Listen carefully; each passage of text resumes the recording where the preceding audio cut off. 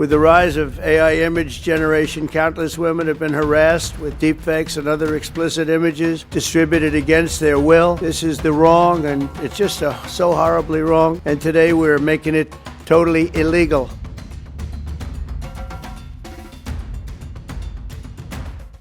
In a landmark move, US President Donald Trump signed a bill making it a federal crime to distribute non-consensual intimate imagery online. The Take It Down Act targets the growing threat of deepfake technology and mandates swift removal of such content from online platforms, making one of the strongest federal actions yet against digital exploitation. The Take It Down Act makes it illegal to knowingly publish or threaten to publish intimate images without a person's consent, including AI-generated deepfakes. It also requires websites and social media companies to remove such material within 48 hours of notice from a victim.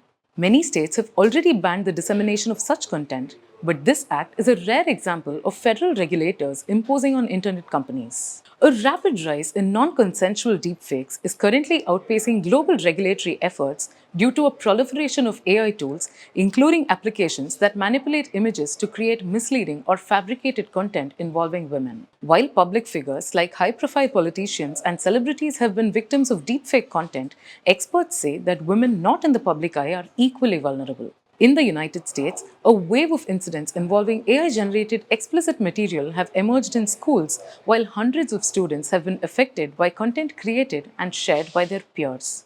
Experts warn that such non-consensual imagery can lead to harassment, bullying, or blackmail, sometimes causing devastating mental health consequences. The Take It Down Act is being hailed by experts as a significant step towards curbing the exploitation enabled by AI-generated deepfakes and non-consensual imagery.